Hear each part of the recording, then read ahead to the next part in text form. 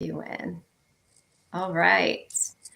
All right. All right. We are live. My name is Teresa Poor, and I have a very special guest that I want to introduce my friends and family and Facebook colleagues and YouTube friends to tonight. But before we do, I want to give you just a few minutes to jump on and say hello. Tell us where you are coming from so that we can communicate with you and have a great time together. Well, been a 6 month, 7 month or so journey that I have been working with this beautiful new friend that I have. Her name is Dr. Val Frank, and I met her at a beautiful place called Sarasota in Florida. Went to a women's retreat and got to meet some women from all over the world. It was absolutely magical. And, when I went to this retreat, I had no idea what exactly I was going to get out of it. Had no idea the connections I was going to make with some of these women from all over the world. But on the last day, or maybe the second to the last day of the retreat, this amazing woman walked in, and I don't even think you walked in, Dr. Val. I think you hovered in, because you are so full of light and love and joy. And I thought, oh my gosh, I cannot wait to meet this woman. And the fact that you're just a few inches taller than me made me even feel more connected to you. But we had this kind of this special time where we were sitting at this beautiful round table, and I got to learn for the first time what holistic healthcare really meant from the perspective of naturopath medicine. And I was intrigued. I was intrigued because I am 41 this year, going to be 42. I don't know. Nobody ever tells them their age on live. Yeah. And, for I've struggled with weight and probably a lot of worthiness and probably a lot of expectations that were either internal expectations or external expectations from others, and a lot of misconceptions about what health is, what it could be, and what it should be. And so when I met you, there was a lot of things that you said that day that really spoke to my heart, and I wanted to know you more. And I'm so grateful that you offered a way to make that happen. But friends, I want to introduce you to this beautiful friend of mine from Toronto. And Dr. Frank, thank you for what you've done in my life. I know it's made a difference for me personally, quite honestly, for everybody I'm connected with. When you impact one person, you don't just impact one person. You impact every single person they're connected to. So thank you from all of my friends and my husband and everybody, because you made a big difference in who I get to be for others. But I want to give you a minute just to say hi, and then we are going to go into some conversations. Well, thank you so much for inviting me. And it's been an honor and a blessing to walk with you on your journey. And it's been so inspirational and just a joy to watch as well. And, you talk about that impact, but I've seen you in terms of how you've shifted. It's made such an impact, as you said, not just on yourself. We went through some mind-blowing little shifts in paradigms, but again, to be that example for your daughters of what is possible. That is the greatest joy and blessing that I have is just being able to watch people shine in their lives and become the hero to their friends and family. And you certainly have done that. And we should certainly send a shout out to Joe Stone, who has been integral in this journey and in connecting us. And Joe's another dynamic powerhouse woman that is so inspiring and just a joy to be around and know as well. Very blessed to know you both. So thank you. Oh, yes.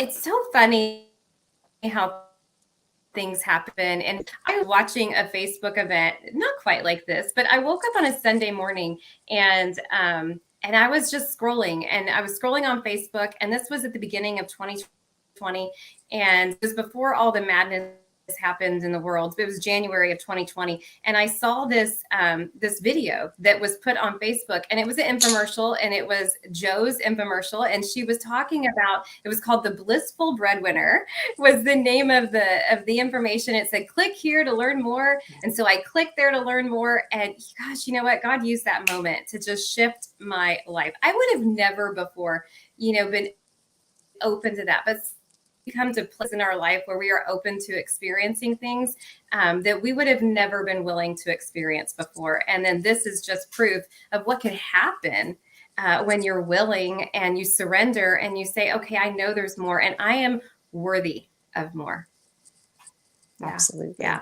So I know that I've had a lot of questions that have come up over the last couple of months, and especially in the last, 3 or 4 weeks, as this amazing thing happened, and all of a sudden, weight just started falling off of me. No, not really. It wasn't all of a sudden, but it has been more rapid recently, and so people are wondering. They're like, "What is this naturopath?" And we work together, and is it drinking celery water and aloe, or like, what is it, and people want to know. And so I appreciate it. I know, it's so funny. I had a friend say, Teresa, I ain't doing that. I'm not drinking celery water. I said, well, that may be your thing. Yeah, but I'm not the medical medium. Don't drink celery water. Now, I do incorporate that, but only when I want a really good flush. Okay, I'm just going to leave that there. Yeah. Okay. Well, Dr. Val, would you, again, at the first night that we met, and I got to hear your heart around what inspired you to go on the path of naturopath medicine. But would you share with some people, what is naturopath care anyway? What is it? Yeah, a lot of people haven't had exposure to naturopaths before, and they don't know what's the difference between a functional medicine doctor, a naturopath, a herbalist, a homeopath, and they're trying to kind of sort it out. Naturopaths are trained very similar to medical doctors or chiropractors or osteopaths in the US, in that we have a 4-year postgraduate degree. We do learn how to read different diagnostic testing, blood work, that sort of thing. We, in Canada, you have a specific license. I'm sure in the US it's the same, where you get to prescribe minor prescriptions. So we can do things like hormone replacement therapy, desiccated thyroid. But we look at the body in a little bit of a different way, in terms of, we don't just look at what's happening. Do you have a disease process? Yes or no? Like a medical doctor, that's what they'll look at. But we can look at cellular health, and we can look at what's going on internally, and we can say, is this optimal? What is ideal? And then we prefer to use natural therapies. We prefer to use things like vitamins, minerals, foods, holistic forms of healing, acupuncture, Asian medicine, so we can incorporate homeopathy and herbal therapies, but we are licensed medical practitioners. So it's the same process as a 4-year postgraduate degree. And again, you have the same type of licensing exams and regulations, state-wise, provincially, so that we are actually licensed doctors as well. So that's a little bit of the difference. What do you think? Yeah. What do you think people typically think when they think naturopath? What do you think is about what you do? Like, what is, we all have things that we overcome, right? And we're all in business that are in business. We have an awareness issue, right? People don't know what they don't know. Therefore, they don't know how we can serve them. Yeah, absolutely. And, there's a lot of people just have a lack of knowledge or understanding. Some people do. Some people are like, oh, you know a lot about holistic nutrition, about lifestyle, you use alternative therapies, you're going to try to use medication before you go to a drug. And there are a lot of people who want to pursue those avenues. So for me, I like to work with a healthcare team. I think that it's great to have a whole bunch of practitioners around you and helping to facilitate that healing, because we all have a different area that we're good at. And the classic example, you asked me, like, okay, how do I get into naturopathic medicine? Well, I was studying an undergraduate degree at in nutritional sciences at university, and I got sick. And I went to see my medical doctor. She did every test underneath the sun, and she just said, "Hey, listen, this is just stress. Go home and sleep some more." And at that point, I was sleeping like 10 hours to 12 hours, and then I'd be up for an hour, and have to go back to bed. I was exhausted. And so I was like, I can't live like this. And I know she did her job impeccably well. She was amazing, but she didn't have answers for me. And then I was like, well, okay, I can't live like this. I can't sleep some more without being hooked up to an IV, because that's called a coma. You just can't. I've got to live. So my aunt actually said to me, well, why don't you go see my naturopath? And I thought, well, I don't know much about it. I've heard some people kind of poo-poo it and say, oh, that's not real stuff. That's kind of hocus pocus, hooky pooky. But I was like, I don't have any answers left. So what do I have to lose? So I went to see the naturopath. And the first thing he said to me was, it's your diet. And I was blown away. I was like, okay, I'm a nutritionist. I know everything. So you think you do when you graduate. I have an undergraduate degree in nutrition. I'm going on to do a PhD in it. What, of course, like, what do you mean? This is my food. I would know. Wouldn't have someone to have told me. But that wasn't taught to me in university. It wasn't part of that paradigm. So it turns out we did some food sensitivity testing, which, you know, I know we did with you as well. That was part of it. And it turns out I was sensitive to life. I was basically, I'm like, okay, so I can drink water and breathe. So I get where you're at when you first start, right? And, you know, and I was allergic to things like garlic. Who reacts to garlic? Like the wheat and the dairy most people know about, and they're like, oh, okay, you're going to be sensitive. Right. But garlic, I'm like, that's cruel. So how would I have known that? Right. So as soon as I took those foods out, my health turned around like that. And then I was addicted. I was like, okay, you guys have secret knowledge because you knew something that my medical doctor didn't know. And she's brilliant. I love my medical doctor. She's retired now. God bless her, but I loved her. Still do.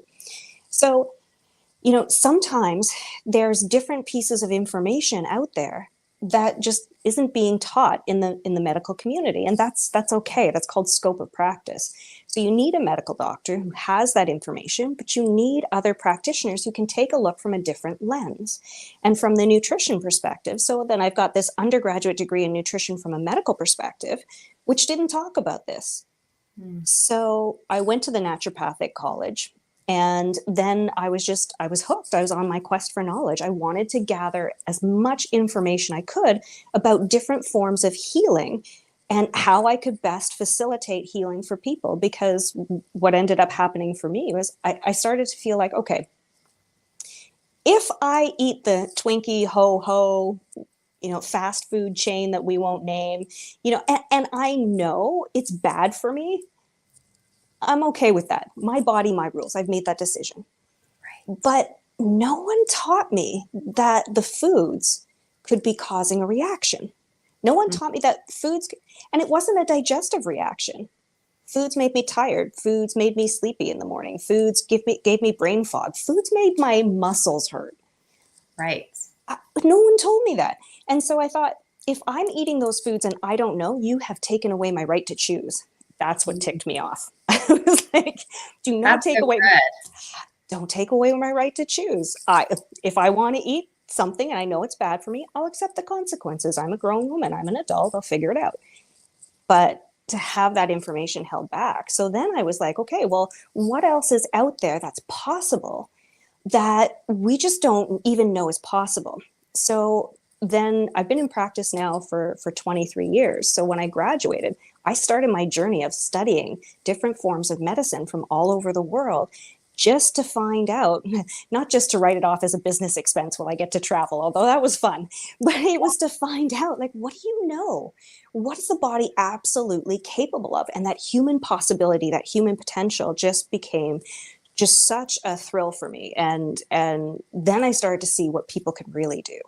Yeah. And then I started to kind of say, okay, now that I've learned all this information, now I want to take that back and teach. So I started teaching at the Canadian School of Natural Nutrition at the Naturopathic College. I started supervising there.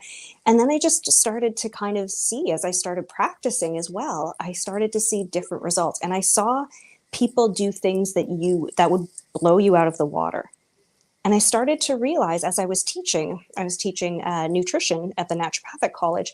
And as I was teaching some of the nutrition students, I was realizing, okay, all of the diseases that we're seeing of lifestyle, the diabetes, the cancer, the heart disease, which, by the way, before the pandemic occurred, 2/3 of the world's death happened because of diseases of lifestyle. That was more than famine. That was more than pestilence. That was more than war. That was more than, any type of pandemic at that time. But 2/3 of the world's deaths didn't have to happen. And I was seeing that the tiny little micro minerals, the nutrients Say that one that are more in time, food. Dr. Bell. Can you say that one more Yeah. So before the pandemic, time? When you said that it. Mhm. yeah, before the pandemic, when the World Health Organization looked at deaths, 2/3 of the world's deaths globally were a result of diseases of lifestyle. Wow. Lifestyle. Yeah. Wow. Yeah. 2/3 of the people who died didn't have to. Type 2 diabetes, you never had to have it. So if you're on kidney dialysis, if you are having an amputee because you have type 2 diabetes, you never had to have that.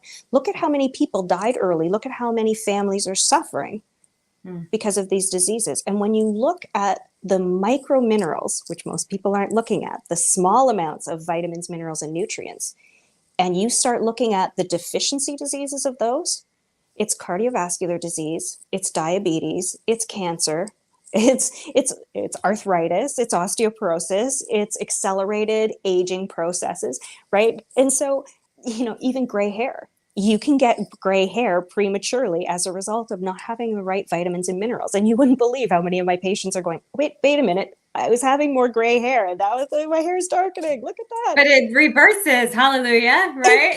It can. So, and so I've seen the body heal from some amazing things just by feeding it properly, by nourishing it properly. And of course, then comes in the next piece, which you and I were talking about a little bit earlier, which is, again, this journey for me has been quite a play. So I got to a point in my life where I was in my late 40s. I think I was 47 at the time. Yes, I was 47 at the time. I remember it clearly, where I hit this stage where everything that I was doing to keep my body healthy and in shape and fit wasn't working. And so I started to kind of, creep up a little bit in weight. And I was trying everything that I knew in my toolbox, and it wasn't budging. And so then I reached out to one of my former students who is amazing and competed in bodybuilding contests professionally and just amazingly fit, wonderful guy. And I said, okay, I want you to train me because what I'm doing isn't working. So I was following everything he was telling me to do. And my weight wouldn't budge. It would kind of go down a little bit and then not budge. And he was like, Dr. Val, I don't know what to tell you because I know you're doing what I'm telling you. I don't get this. And so then I went on another healing journey for myself. And I was kind of like, oh, I'm going to eat to balance out my hormones. And so I started eating more, exercising less, eating to balance my hormones and bringing my body back into alignment. And I just started to lean out. And that's when I was telling you, I got down to 14% body fat without counting a single calorie and with only being in the gym 2 days a week. And I just watched. Showed me what 14% body fat looks like. And I'm like, wow, like that is, so lean and healthy and all of the things. And just from a mind shift, right? It wasn't just a mind shift. It was also, it was finding out what hormones or what organ systems within the body were out of balance and rebalancing it. So this is kind of, when you're saying like the weight just seems to kind of be dropping off, it's like, well, no, we were doing all of this work before to heal the body. And so many people, you'll hear them, you'll talk to them and they'll say, well, I want to lose weight so I can be healthy. First of all, I'll be straight honest. I wanted to lose weight for vanity reasons, and I think vanity can be a very powerful motivator. So I'm gonna own that one. Yeah. But you have to be, the truth is you have to be healthy before you can lose weight. So the first place that I start when I talk to people is, okay, what do we need to do to get your body back in line? Because if you're holding extra weight, your overweightness, or if you're obese, your obesity, that's not a disease, that's a symptom. Mm. So your body is out of balance, and it could be out of balance in a number of different ways. So we took that deep dive, and we took a lot of different assessments to kind of say what's happening with all of these systems that could possibly be involved. And then for us, we looked at your genetic potential, which was phenomenal, by the way. And we said, genetically, how is your body asking to be fed and exercised? And we found out that you have the genetics of like Seabiscuit. So we were like, we can do whatever exercise we want. And so we found out I really am Superwoman, right? Yeah. Turns out you are. Yep. Yep. Turns out. Miss Marvel. Yeah. So well, we took a look at all of that. Then we could say, okay, first we have to heal the body. Then once we've healed the body, we transition into, this is what your genetics are asking for. And we kind of layered it on top. And so you'd get this healing. And as the healing was happening and the inflammation was decreasing, and, you were able to balance your hormones more, and you were able to digest your food better, and, you were able to sleep better, and the stress management pieces came in, and the exercise according to what your body was asking for to balance the hormones at that particular point in time, all of these things started to stack. Mm. And then you hit the sweet spot. You hit the tipping point, and you went bang. And it's so fun. That's a fun bang. Yeah. Yep. So can you talk a little bit about the DNA component and what you find when you work with somebody on their DNA level? Because to me, that was so long ago in our journey together, but it was like so empowering. So one of the things I learned about my DNA is that I was a super taster. And that's why, as we've been working together and I've been taking garbage out of my diet, I can taste everything. And some of it is really good and some of it, yeah. So would you talk a bit about how DNA plays? Absolutely. And I apologize. There seems to be just a little bit of a delay here now. But yeah, DNA is really interesting because what we're actually taking a look at happening within the system is we're taking a look at how the body wants to be fed from the perspective of carbohydrates, fats, and proteins. So we can take a look at that. We can take a look at how your body is utilizing different vitamins and minerals. So we know for ourselves, there's certain vitamins, minerals, and nutrients that our body, or that we require. And so basically the government will say, okay, we need this much of this particular vitamin, this much of this particular mineral. And it's called an RDA or an RDI, depending on whether you're in Canada or the US. But that's the minimum required amount that you need to prevent disease. And so everybody's thinking, okay, I've got my multi and that's going to have that. Well, for some people, they don't transport and utilize those vitamins or minerals efficiently or effectively. So they actually have a higher requirement. And if they don't get that higher requirement, that can affect metabolism. That could affect bone health. So you can imagine if you're low in vitamin D, for example, like if you don't use that very well, you have a higher requirement. So you might see things like stinking thinking in the wintertime, seasonal affective disorder. You might see a little bit more prone to depression. But we can take a look at how your body likes proteins. Do you get an extra benefit if you eat higher proteins? What percentage of carbohydrates, fats, and proteins do you need? Do you have a higher requirement for carbohydrates, or do you have a lower one? So there are markers that we can look at that can tell us how you're breaking down starch, how you are handling your insulin levels. And we can take a look at what's happening for cholesterol, how saturated fat is going to affect your body. So is keto going to work for you? So this is the thing that, is so confusing for most people, because they're like, okay, well, first of all, we have this whole principle of calorie in, calorie out, it equals your weight. And that's not true. And we have decades of empirical evidence showing that. And, I wish we could show like everybody and have them like lift their hands. But, if we all know that person who could eat and eat and eat and eat and eat and stay like rail thin. And we know that person who could lick a muffin and smell a cup of coffee and gain weight. Yeah. Right. And so it's not a calorie issue.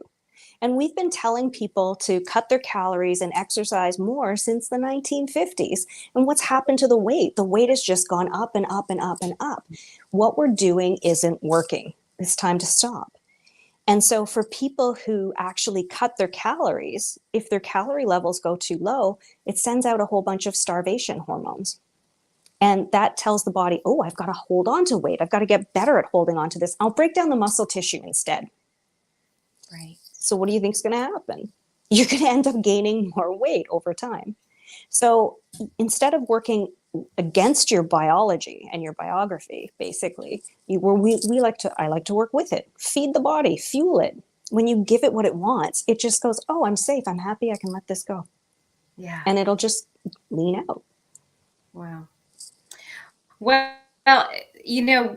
and I know I shared this with you on our journey, and a lot of people that know me, they've seen me go like this, whoop, down, up, down, with not necessarily with emotions, but with weight for sure, right? And I would do one diet, and then I would do one program, and then when you and I met, I mean, you went through my pantry with me, and I was, and you were like, Teresa, what are you, not really, but I mean, you really helped me see how all of these things that we thought were diet things, that we thought were healthy, that I thought was, better for me, was really toxin to me, and messing with my head, messing with my hormones. And maybe I lost 20 pounds in it, but it was messing everything else up because it wasn't customized for me. Can you talk a little bit about that? Yeah, there's a fantastic meme out there that says, I wish I came up with it because it's brilliant, but I didn't. But it says, too many people are counting calories and not enough people are counting chemicals. So a lot of the foods that are out there are going to have these artificial sweeteners that actually have been associated with killing off the gut microbiome and contributing to more weight gain instead of weight loss. Also, again, a lot of the health food companies and regular food companies, the food industry out there knows that fat, salt, and sugar together in any type of product is going to make you crave more of their product. So what do you think is in it? Fat, salt, and sugar in some way, shape, or form. And so people will mess with your mind and they'll say, this is fantastic. And they'll make it sound from a marketing perspective like it's so healthy for you. But really what it is, and they're not necessarily lying because they can say, oh, this has an incredible amount of healthy fats in it. This has an incredible amount of different vitamins and minerals in it, right? But when you take a look at the ingredients, you're kind of like, oh, but this is fat and sugar all together. So what do you think I'm going to do? I'm going to crave more. There was that Lay's commercial a long time ago. I don't know if it's still on, but it was like, oh, I bet you can't just eat one chip. You're right. You are biologically hardwired not to. Wow. Right? And so it's not your fault. It's just stop the madness. But those type of foods addict us. So we get our blood sugar coming up and then crashing down, and then we just crave more and more and more. And a lot of foods as well, again, also they put different chemicals in it that when we get that taste on our tongue, our body's expecting different vitamins and minerals to come in with the taste. And it doesn't happen. And if the body is deficient in that nutrient, it's going to crave more of that particular taste. For example, let's use sweet. Sometimes when we are deficient in magnesium, we can crave sweets. So you're deficient in magnesium, you want the sweet, but you eat something that has an artificial sweetener in it, or even one of those natural sweeteners that are supposed to be good for you, like monk fruit, which, by the way, I don't see that. No, it's not. It's not good for you. It's going to unbalance your blood sugar levels. And so you get that taste on your tongue, your body is expecting the magnesium, and then it doesn't get it. So what does it do? I want more of that. So, again, the food industry is really fooling people. And you got to start to take a look at some of those pitfalls.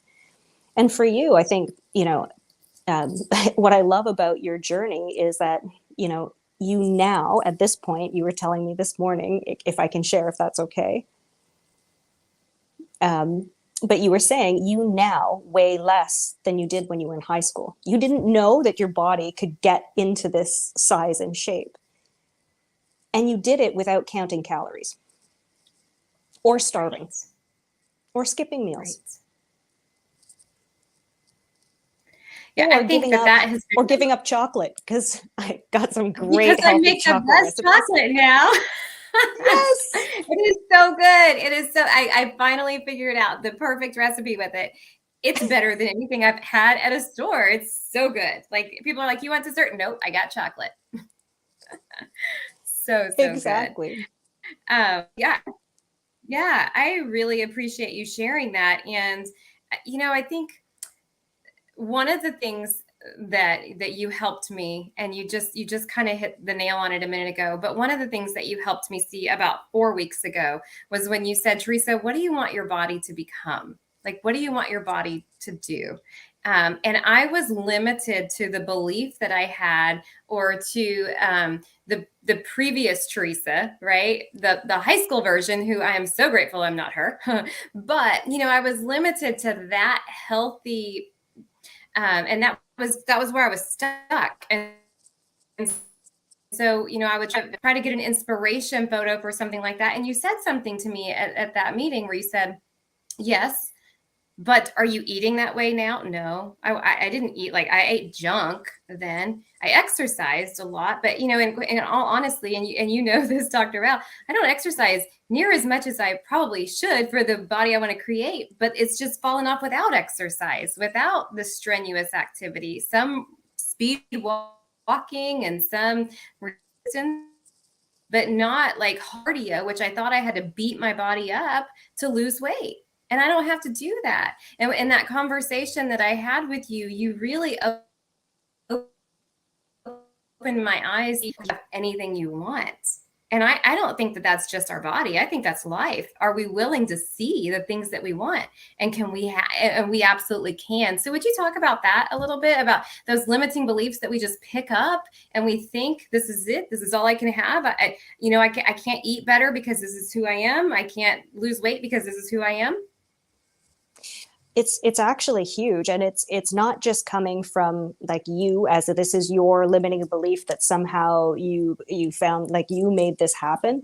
It's actually something that's being programmed from society around you, and the programming from society is huge. And even when you have people experience, no, you can get to a good healthy weight without having to starve yourself or count calories. When you're in the calorie mindset, oh, it's so hard to believe that. What, I have to eat more? Oh my gosh. And so you really start to blow some of those paradigms out of the water. But your body, the foods that you feed your body, the thoughts that you feed your mind, and the exercise that you condition your body with will all shape it a very specific way. So when someone goes into the gym, you hear some women go into the gym and like, I hear them come into my practice and I'm like, okay, we're going to start giving you some exercise. And they're like, well, don't give me weights. I'm afraid of them because, like, I don't want to look like that female bodybuilder. I don't want to look too muscular. I don't like that. And I have to laugh, and bodybuilders, female bodybuilders and fitness competitors will laugh too. Like, you're not going to look like me, sweetie, because it takes eating and exercising in such a specific way. That's intentional. You don't do that because you pick up a couple of dumbbells in the gym.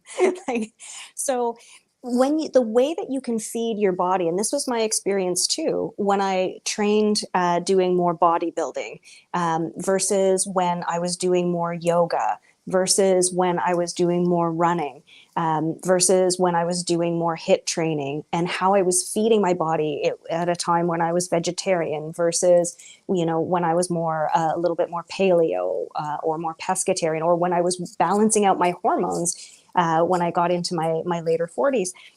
My body shape was actually, it could look very different. So you can build a more lean, sleek form or you can build more of an hourglass figure, or you can build that muscular physique. It depends on how you program it. And so that's why one of the fun things to do is say, let's get a picture of what you want Yeah. to look like, and let's intentionally design and build that.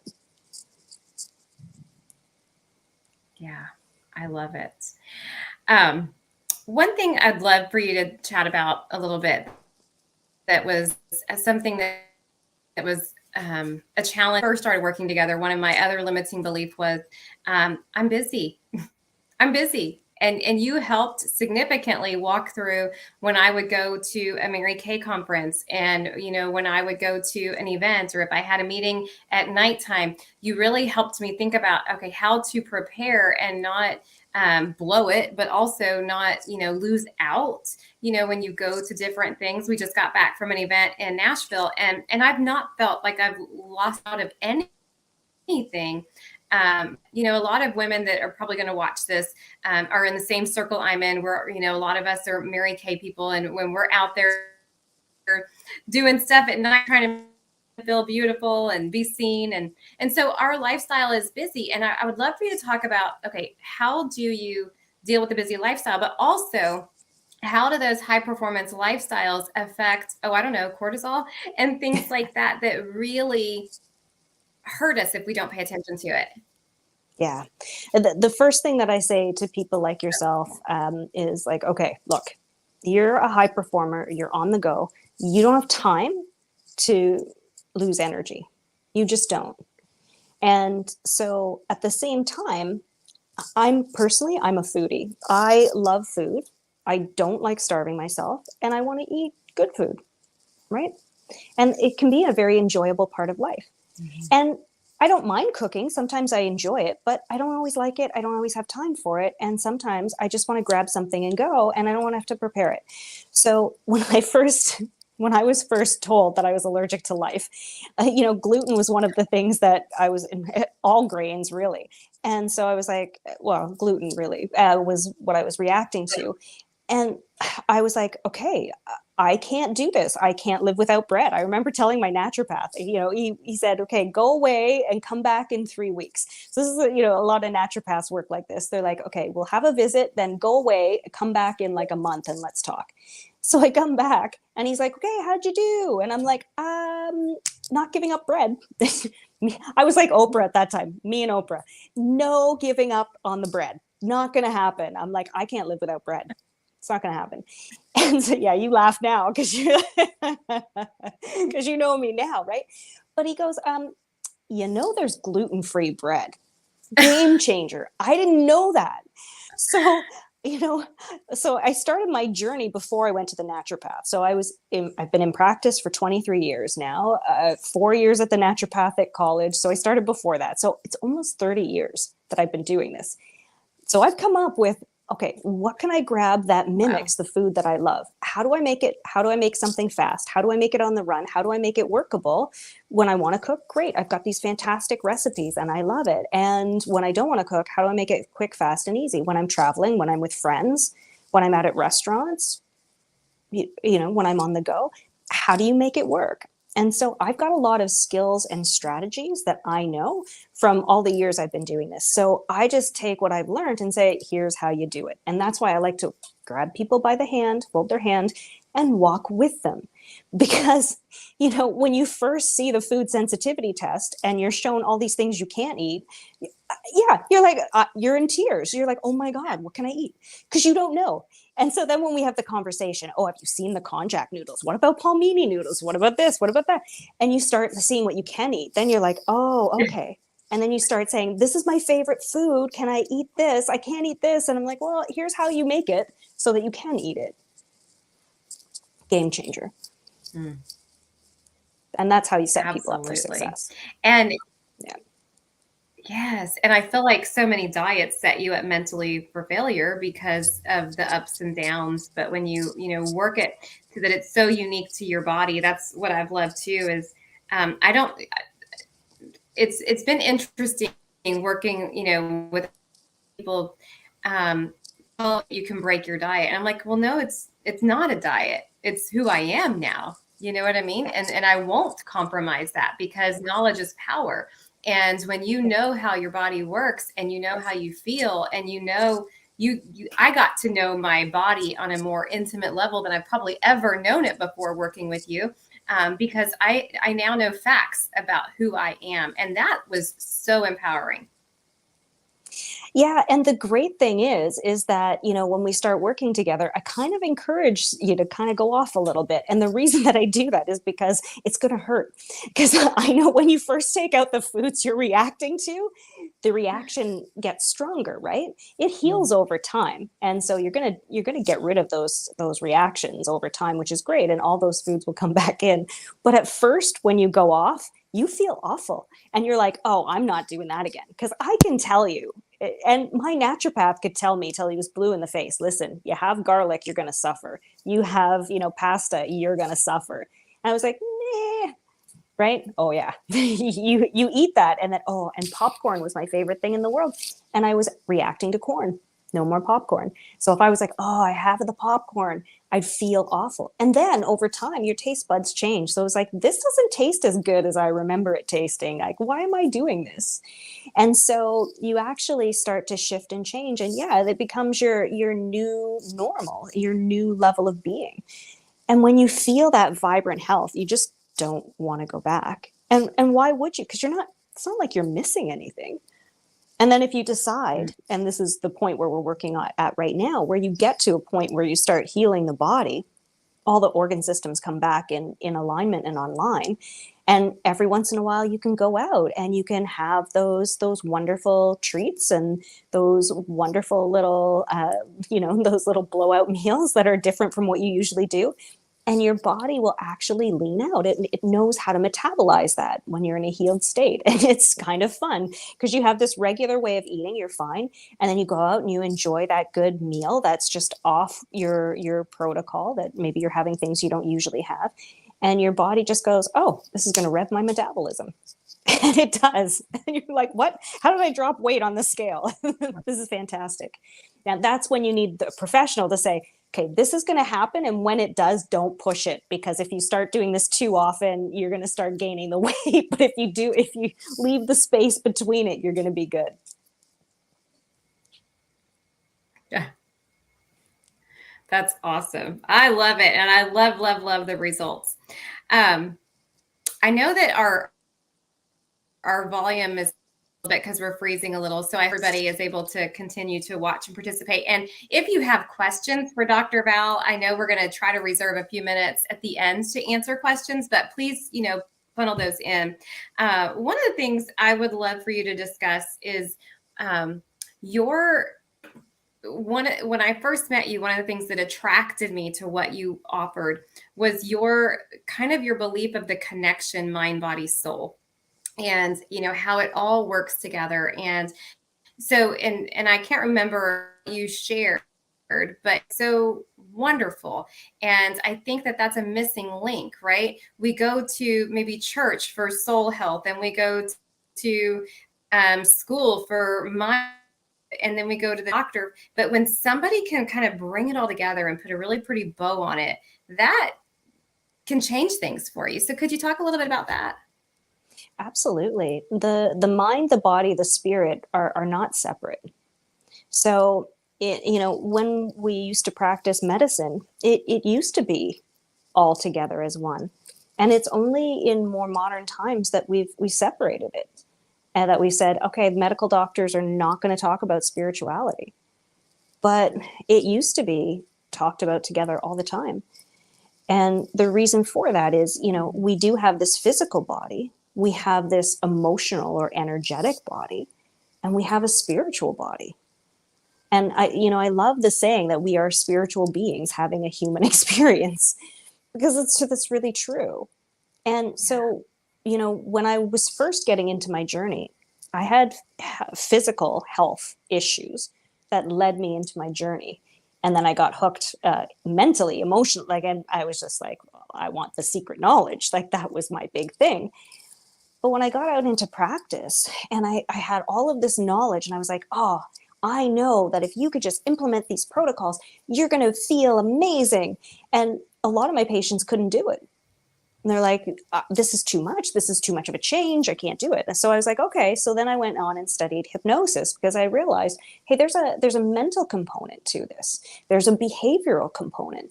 And I was doing a lot of reading that was kind of saying, there's actually a hierarchy here. And the hierarchy is, listen, if it comes down to we either hurt the emotions, the emotional body, or we hurt the physical body, it's easier to repair the physical body. So the unconscious mind will always choose to harm that first. So if you're emotionally eating, that's kind of why. Because it's easier for your emotional body, your spiritual body would say, yeah, harm the physical body because we don't want the emotions to shatter. But what I started to see was that all dis-ease started first. There was always a spiritual connection to it. There was always a spiritual meaning or reason behind it. And so you have this spiritual lesson that you need to learn that kind of filters down into the mental and emotional spheres that then settles into the physical. It's the physical body last. So you can actually use the physical body as a springboard into the spiritual body to do that work, or you can use the spiritual body to affect the physical body. It doesn't matter which way you go. They're all interconnected. So if you look at every major religion has times of feasting, they have times of fasting. And those times of fasting, it's really important to honor those particular seasons because that's what's going to help heal the physical body, right? Yeah. So that, again, the mind, body, spirit it's not separate, and we have to honor that. And I think as you dishonor one, it shows up elsewhere, right? Yeah, absolutely. Yeah. Oh, I love that. Thank you for going into that a little bit. Talk a little bit about how our mindset affects our health. There's an entire field of study called epigenetics. And epigenetics, basically what it means is that it says the foods that you eat, the thoughts that you think, and the lifestyle experiences that you have all affect your genetics. So if you have a genetic tendency towards a particular health issue, you can turn that gene on or off using your thoughts and using your physical health. So the foods that you eat, the water that you drink, the rest that you get, but the experiences that you have. So the mindset practice is something that is absolutely critical. And for me, it's the pillar of my day. So I get up first thing in the morning. And that mindset piece, that's a pillar for me. That starts before the rest of my day. And you'll even hear it. I bet you, if you look back in your life and what you've said, if you've been that type of person who has been on a diet before, you're like, if I exercise the first thing in the morning, or if I take my, if I have a good breakfast, if I drink my smoothie or take my supplements first thing in the morning, it sets the rest of the day and I'm fine. But if I miss it, I get thrown off. And so I find for that mindset piece, to know what you've created, to visualize that, to see and feel yourself experiencing that, and to have that gratitude for it. That practice of gratitude, absolutely critical. And, if you like reading the Bible, that's what God says too. Let Judah go first, right? Let praise go up first. And start your day with that praise, with that thanks, with that gratitude, with that mindset practice, then that's something that you'll attract to you. But if you have this thought about yourself, this repetitive thought, like, I'm not good enough, I can never do it, I can't even see that this is a possibility, then it actually affects your ability to get there. And I've seen it happen in patient after patient where they're wanting to achieve a certain health goal, and maybe they're wanting to look a certain way or achieve a certain weight. And I'll use weight as an example, but I've seen so many of them hit a certain weight and then stop. And they just can't break that barrier, and they'll kind of go a little bit below it. And they're like, oh, it's just my metabolism. It's my set point. No, it isn't. It's your mindset. They froze it. Yeah. Exactly. Wow. And so then we start saying, okay, what is this about? And then when we work with the mindset, we kind of have to do the kind of deep dive and figure out, is this happening because you're afraid of doing this? I had one patient who had a lot of trauma with her family, so she wasn't very connected with her family, but she was very connected with the group that she belonged to. That it wasn't Overeaters Anonymous, but we'll say it was something like that. It was a group for people who were overweight and trying to lose weight, and so she was so connected with them that as soon as she lost the weight, she wasn't part of the group. She regained all the weight because she couldn't lose that family. It was so powerful for her. And so, Wow. again, I had another patient who had a lot of autoimmune conditions.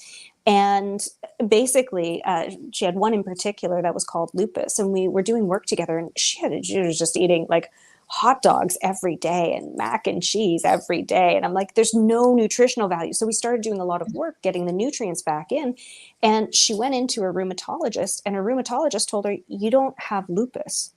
So her autoimmune markers had gone away. And if she came into the office so scared, freaking out, and in tears, I don't have lupus. I don't know what happened. What did I have then? Wow. I'm like, wait. What you had was a whole bunch of garbage in your system. You got rid of it, and your body went, well, thank goodness. Now I can do what I do. Right. So, basically, again, I watched as she went back to eating those foods, and the lupus came back. Tragic.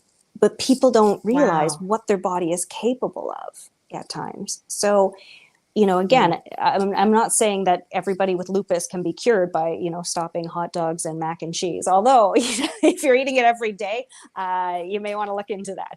But what I am saying is that the mind and the nutrition and the foods are so powerful, especially the mind and the thoughts that you think about yourself.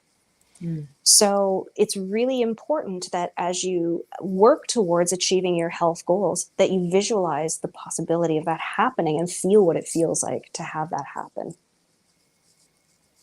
And then as you and I work together, I wanted to know what body are we building for you? What does health look like for you? What does that beauty look like for you? Because it's different for different people. So then we can design your foods and exercise around the body that you find beautiful. Let's go do it. I'm still working on my Kelly Ripa body. Oh yeah, she's good. You and me both. She's fantastic. If she's watching, I'm a fan. I told I told my husband, look, well, when we have friends over and they see a picture of Kelly Ripa on the wall, it's not because he has a crush on her, it's because I do. No, I'm just kidding. Exactly. That is so funny. But it is what we focus on. And as I said earlier, when you lifted that lid from about potential, and it made me realize that anything is possible. Like anything is possible. And we hear that. Okay, we hear that phrase, anything is possible. But sometimes until you commit yourself to a process where you're willing to walk through it and you're willing to work with people who will hold your hand, who help you see things from a new, you may not believe that's possible, and then you're stuck where you were at. Right. Yeah. I mean, it's incredible. And I just want to say to everybody that's watching, and maybe people that will watch it later, is that you're worth it. Like, you are absolutely worth it, and investing in your health and investing, because there's so much more capable, so much more potential, so much more that God has in store for every single one of us. But if we're miserable, we're cranky, we don't feel good, we aren't confident, we've got a lack mindset, we will never be able to produce the things that we are called to do. Yes, Vicki, yeah. Kelly Ripa. Yes. And that was the thing that I've loved the most about my career, is that I'm still blown away every single day with some of the results that I see. Like, if you actually knew what was possible, it's mind blowing. So, the way I like to communicate it is, you're treating your car like you're driving a Ford F-150 when you have a Ferrari. They're very different vehicles. It's not that either are bad, but, quite often we just think this is what we're capable of, and this is what society says, and you're supposed to get old at this time, and you're supposed to gain weight, and it's just normal to be kind of tired, and it's normal to go through menopause, and it's normal to do that. No, it isn't. No. A lot of the aging, what we call the aging process, is so accelerated right now. It doesn't have to happen. It's happening so fast. And you should feel just as energetic and vibrant and be as lean and fit in your 50s and 60s and 70s as you are in your 20s and 30s. We're just not taught that's possible. Yeah. That's wonderful. Yeah. About hormones. And I know we kind of talked about that a little bit, but there's so much that affects our hormones, and our hormones affect so much about us. One of the things, I think it was, maybe you said this on a call when I was on with Joe, but somebody said you can't out mindset a hormone. Was it you? Yeah. Maybe Yeah. it was, yeah. Yeah. But can you talk about how we can, like, how you can take control of your hormones? Your hormones don't have to control you, but you have to have knowledge around it. Yeah, and you have to have awareness, because I think, what happens, is, as women, I know we become like super women, right? And we're like, oh no, those hormones don't really affect us, like, right? And oh yeah, yeah, they do. And we forget how powerful they are in terms of, and how impactful they can be for our moods when we're out of balance. And those hormones, again, it can be estrogen, progesterone, testosterone. It could be your insulin levels, your blood sugar levels, or it can be those hormones too. Cortisol, DHEA. So cortisol is a hormone. When it's too high, it shuts down blood flow to the front part of your brain. That's reasoning and logic. So people are getting into road rages, right? That's all cortisol. There's no blood flow in your brain, right? You can't think clearly. You're going here and then you're over there, and then you start this at work, and then you're like, oh, but I have to finish that project, and you're running all around. That's, or you walk into a room and you're like, what did I forget? I forget even why I'm here. That's not Alzheimer's. That's high cortisol, right?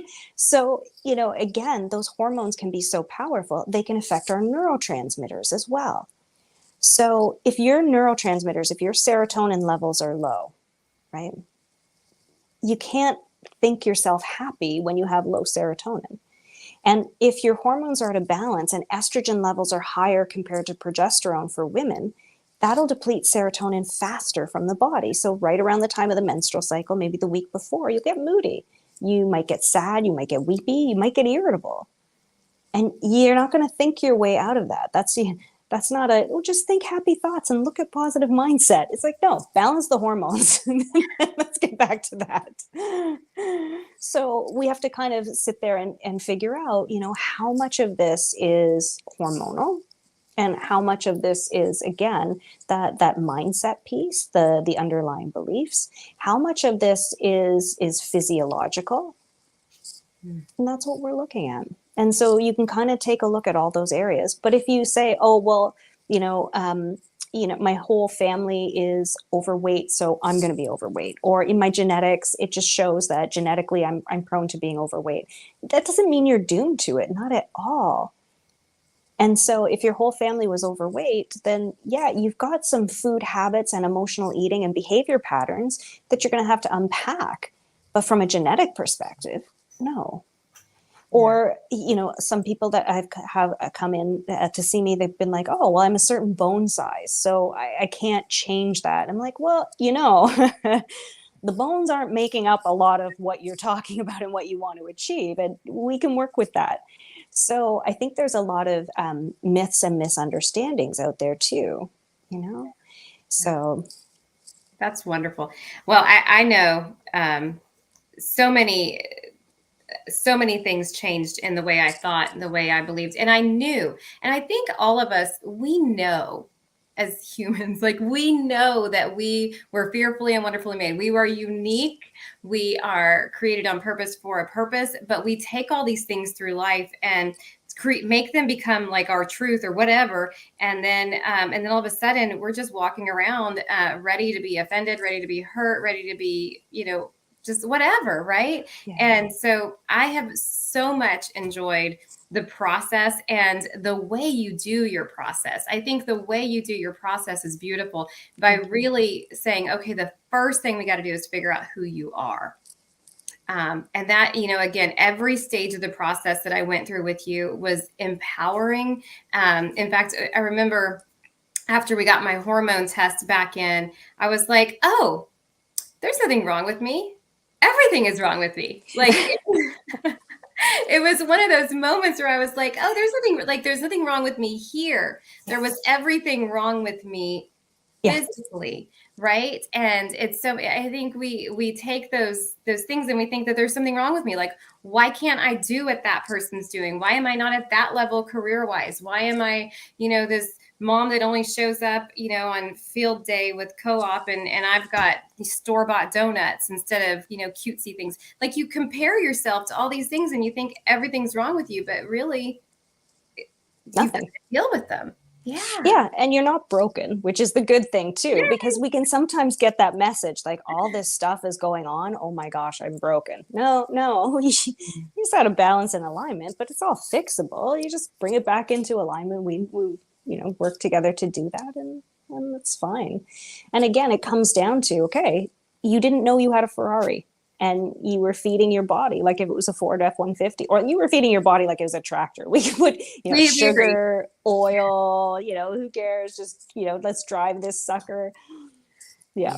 And that's not the body that you have. And that's actually a beautiful thing. When you're a high performer and you have that high performance vehicle, if you've got a Ferrari or a Lamborghini as a body, you need very specific fuel, you need very specific oil, you need very specific tires, you need everything fine tuned. But when you do, no one can beat that. Watch out. Purrs like a kitten. Yeah. Yeah.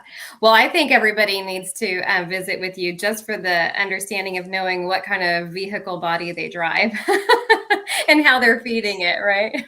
Exactly. That was fun. Well, Dr. Val, tell us what working with you looks like. Obviously, they got to hear my experience, but everybody's experience is a little bit unique. And somebody said yes, but would you mind telling the group what working with you is, and maybe if maybe they're just like, well, how do I get connected with a naturopath doctor? And you guys, she is in Canada, but this is how we communicate. We communicate on a screen, and it's beautiful and it's consistent and it's wonderful and it's helpful, and she doesn't send me away for 4 weeks like her doctor did. But would you explain what that process looks like?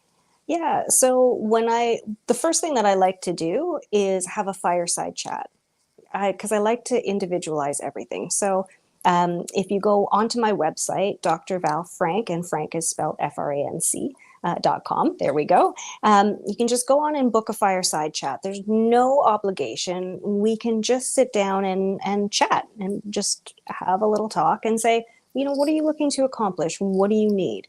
And then I can advise you there. There's a lot of people. For me, I like to work with people, again, very, very closely and, on a weekly basis for a while. But I also tend to like to adapt what we're doing. Some people don't need that. So if that's something that there's a naturopath in your area that is licensed and that would be a better fit for you, I will definitely recommend them, because there's a lot of wonderful naturopaths out there. So, I'm happy to do that. And sometimes it's just nice to get a second opinion, even if you are working with a naturopath, and say, okay, so I've had some of these tests done, but I'm not hearing that you're getting the same results.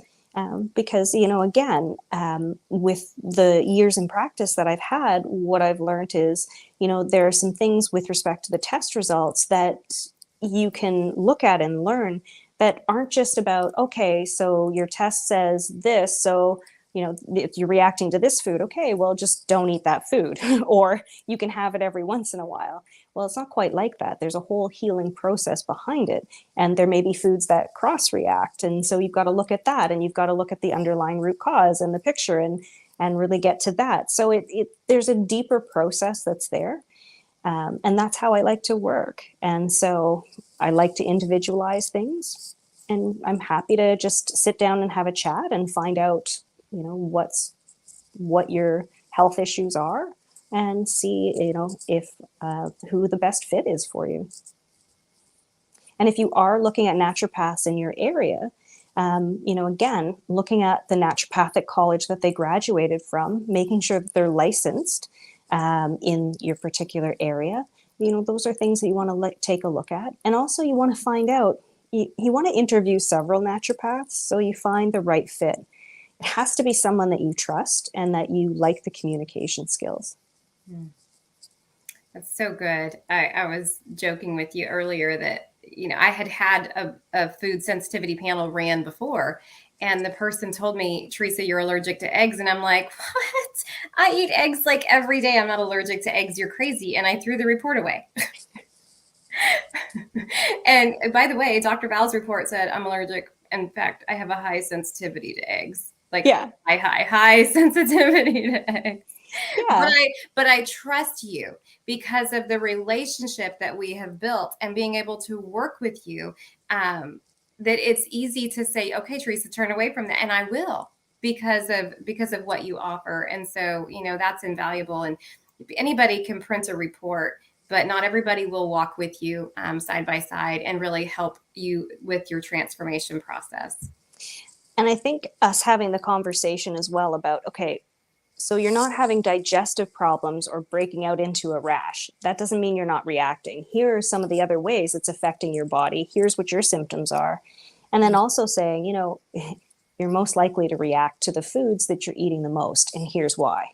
And here's the underlying process, here's what's caused the whole thing, and here's the steps to reverse that and heal that so that you can add these eggs back in again, and it's not going to be for the rest of your life. So having those conversations, because again, you can have the information in front of you, but how do you utilize it? How do you implement it? And then do you know that you can heal it? Because that's the ultimate goal. If you have a piece of information, but it's not valuable because you don't know what to do with it and no one's implementing a healing strategy, why did you do the test? It's not worth it. Right. Yeah. So so I use it as a tool for information, for healing and forward movement. And I've had people say on those tests sometimes too, I had one of my patients, alcohol came up, and they were kind of like, okay, I have to drink alcohol for my job. Like, this is just, they were like, I to deal with their job, or like their job required? No, because in their job, they had to entertain a lot of people, and that was part of it. And they're like, if I don't do this, I don't get work. Like, this is part of what I do. And so I'm like, okay, so it's a bit of a barrier to healing, but we can still get symptomatic relief. And here's the workaround. So, you don't have to look at it and cry and think I have to go cold turkey and I'm never going to, be able to eat wheat again. That would be cruel. That would be cruel. But now we know there's gluten-free bread. There is gluten-free bread. Yeah. Wow. Well, I so much appreciate your energy tonight and your time to be on. And I know that my friends and family and people who they've so much enjoyed this experience with you. But is there any parting words or anything you would like to say to somebody about maybe their worth and why they should consider taking their health into consideration for their value? I think that we underestimate what our health could be, and therefore we live really below what we're capable of. Oh, all the time. So, I mean, the first thing that I would say is, I'd steal that quote from Marianne Williamson, who stole it from Nelson Mandela, I believe, which is, when he talks about it, when he says, it's not our darkness that we're afraid of, it's our light. And we ask ourselves, who are we to be beautiful and talented and wonderful? And he says, who are you not to be? When you deprive your light from the world, when you don't shine your brightest, you deprive your light from the world. You deprive us all of the gift that you have. So everyone is made uniquely. Everyone has a unique gift and purpose. And if you're not in optimal health, you can't do that purpose to its full potential. So the rest of the world loses out. So I think that's very selfish of you. I'm just going to point you out right there. So hopefully you feel guilty. No, you shouldn't feel guilty. But the other thing that I would say is that, again, all of us want to have meaning, value, impact, and significance. And we're kind of taught that, we have to live the substandard level. And we don't. There's so much out there that you don't even know that you don't even know. But you have the capability of being in the best health, shape, and fitness of your life right now. Mm. So what would that mean to you for love, connection, fulfilling your purpose? And, for you, Teresa, so that you can do what you want to do in the world, not just impacting all of the people that you touch through your career, but you can inspire your daughters so that they don't have to go through that. Because so many young girls and young women just start becoming broken because they don't think that they can be a certain size or a certain shape or a certain look. And they think it's their fault when they start gaining weight or they don't have an optimum health and they try things and it doesn't work. And they don't realize it's just because it's not designed to work. It's just wrong information. And then they start internalizing that and thinking that they're broken, and they're not. And it's just tragic. So if you can be that light for yourself and give yourself that gift and just be that inspiration for others, it's the greatest gift that you can give. Yeah. Beautiful. Well, it is a gift, and it has been a gift working with you and sharing you with everybody on here tonight. Well, friends, we are going to wrap this up, but please, if you were inspired, I encourage you to take some action tonight and reach out to Dr. Val. And maybe you didn't, want to post a specific medical question on here. And you know what? I'm super transparent. That's who I am. One of my core values is transparency. Like, what do you want to know? Right. But maybe not everybody is that way. So if you have a question, feel free and send it to me and I can forward it to Dr. Val, or, she's on here, so you can forward that question to her as well. And just, know that, that you're worth it. And that, as she said, there's so many misconceptions out there, but you have now new truth and you have new knowledge, and knowledge is power. So thank you for being on and sharing your time with us tonight. Dr. Val, thank you for changing my life and the way I look at the lens of life, and the impact that you're helping me make with so many others. Thank you so much. It's an honor and a pleasure. Okay. Good night, everybody.